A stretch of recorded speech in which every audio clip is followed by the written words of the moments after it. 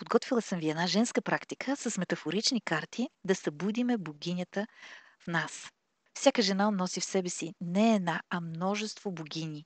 Различни аспекти на своята вътрешна сила, мъдростта и красотата. Богинята в нас е многоизмерна, тя е цяло вътрешно царство от енергия, качества и архетипи, които можем да събудиме и да разгърнем вътре в нас.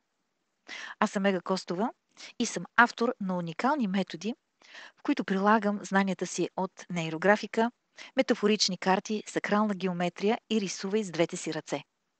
От 20 години преподавам както на деца, така и на възрастни да отключат творческия си потенциал. И обичам да създавам вдъхновяващи пространства за личностно развитие. Днеска съм ви подготвила една интересна практика от съвсем най-новото ми вдъхновение, което буквално от месеци изучавам метафорични карти. Съвсем наскоро вече мога да се похваля с своето дипломиране. А днешната практика е продължение на месеца на женската енергия, в която в клуб Мега Нейрографика преди няколко дена рисувахме на тема да събудим богинята в нас, като работиме с поредица от карти, в които ще разгледаме 6 от богините в нас. Какви материали днеска са ви необходими? Само трябва да си подготвите бял лист хартия и нещо за писане. Това ви е достатъчно, днеска няма да рисуваме. И сега искам интуитивно да затворите очи и да си зададете въпроса, коя от богините искате днеска да събудите в себе си. Почувствайте тази богиня и си отговорете на въпроса от 1 до 6 и да разгледаме с помощта на метафоричните карти. И сега ще обърна картите и всеки искам да си разгледа своята карта. Ето е първата карта на любовта и самоприемането. Любовта към себе си е първата стъпка към свободата. Тя обича себе си безусловно, грижи се за тялото си, цени красотата, която излъчва отвътре навън.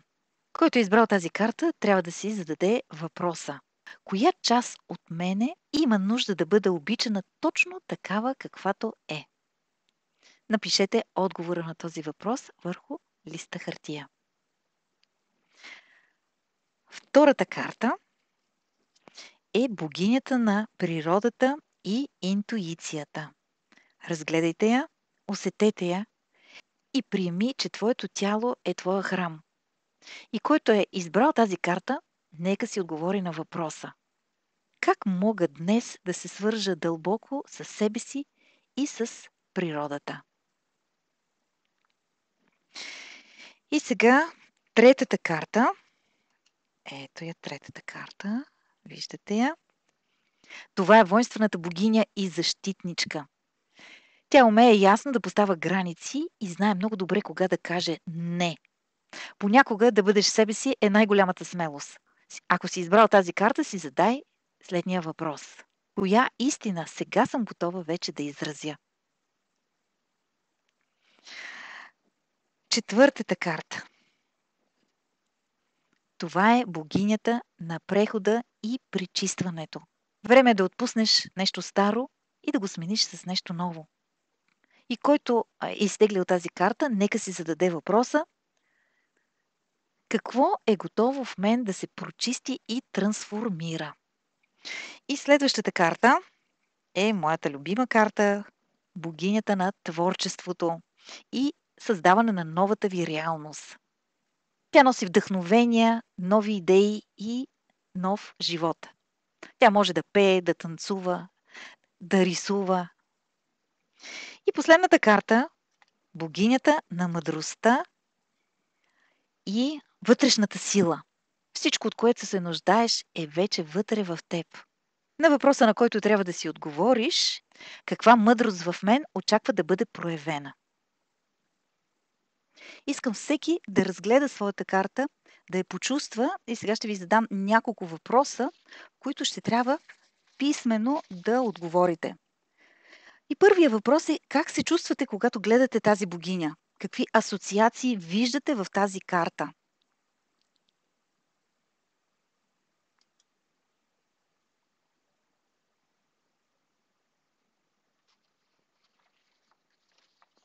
Добре, и след като отговорихте на първия въпрос, Искам сега да отговорите на въпроса, защо точно тази богиня се появява сега във вашата интуиция и какво точно иска да ви подкрепи? Каква подкрепа имате точно в момента нужда от тази своя богиня? Ще ви оставя малко време да напишете всичко това.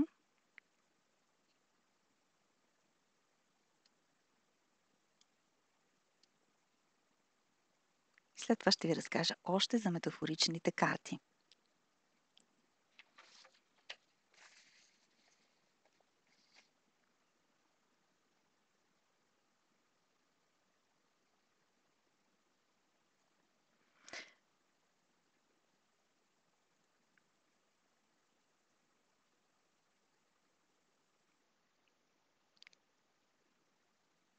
Работата с метафорични карти ви помага да погледнете надълбоко вътре в себе си.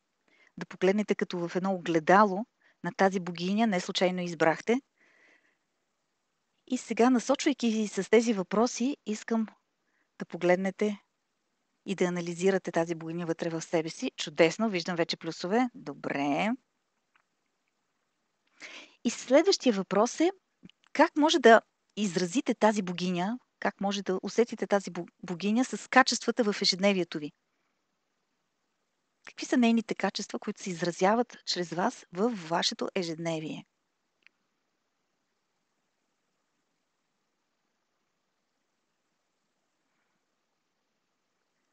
И последния въпрос, на който искам днеска да си отговорите, той е свързан с какво би се променило, ако да започнете да живеете както тази богиня. Какво ще се промени в ежедневието ви?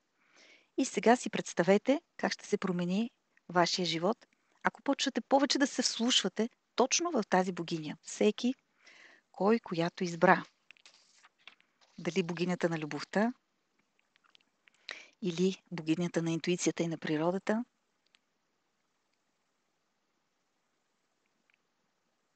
дали войнствената богиня на вас днеска ви се е паднала,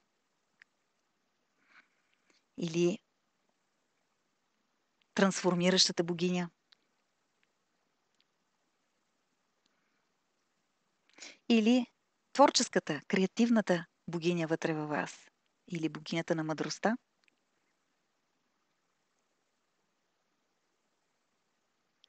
Това е интимна практика, която в момента ви давам и е хубаво вие да потънете и дълбоко, дълбоко да потърсите тези богини в себе си, да ги събудите, както това правим в workshop с помощта на метода нейрографика. А днешната практика, която ви дадох, с въпросите, които изредих, те са 5 въпроса, освен с тази богиня, която всеки интуитивно избра със себе си днеска да работи, може да преработите и след това всички останали от тези 6 богини, които съм обърнала с метафорични карти с вас. Затова ви направих и снимка, за да може, и съм публикувала вече тази снимка в групата, за да може по-добре да виждате картите, за да може да видите и детайли, защото всичко това, което се вижда в тези карти, ще събуди във вас някаква асоциация, ще докосне някъде дълбоко във вашето подсъзнание и ще пробуди отговори, които вие въобще не сте очаквали, че ще се появят във вашето съзнание. Затова това е техниката, която започнах и в клуб Мега нейрографика, в която ще почнем във всяка наша среща. Ще ви предлагам такива различни техники на различни теми. А днеска исках малко повече хора да разберете за тези техники. И така, ще ми е интересно да дадете обратна връзка, след като поработихте с своята богиня, всеки със своята богиня. Сега ще погледна, може даже и в чата да ми дадете обратна връзка. Интересна ли ви беше тази практика и дали ви докосна някъде дълбоко във вашето подсъзнание за нещо, което ви е важно в момента и появявайки се или събуждайки тази богиня, вие се доближихте до вашата цел или до вашата мечта или до вашата сила, която ви дава тази богиня. Дайте ми обратна връзка в чата. Виждате ли за колко кратко време можете, като ви дам някаква техника, може да отработвате някакъв ваш казус. Сега сме месеца на женската енергия и затова съм се спряла за практики, които са свързани точно с тази женска енергия. Ще ви давам и други практики, в които ще ви подавам въпросите, на които трябва да си отговаряте. И след това, когато открия картите, вие можете точно в писмен вид да си отговорите на тези въпроси и сами да потърсите отговорите във вашето подсъзнание. Метафоричните карти не са гадателски карти, защото много често а, това очаквате, че аз ще гадая с тях. Не, точно затова на мен не ми харесват и затова са много свързани с метода на аерографика, който също не е гадателски метод. Това са карти, които вие като на огледало се отразява вашата вътрешна реалност и вие сте тези, които анализирате и разкривате информацията от всяка една от тези карти. Това беше моята днешна 20 минутка. Ще се радвам да споделяте, защото и много от вас ще го гледат след това на запис и ще се радвам да споделяте какво се случи след като отговорихте на въпросите си. Това беше от мен днешната ни среща. Радвам се, ако съм ви била полезна и интересна. До нови срещи! Благодаря за сърчицата.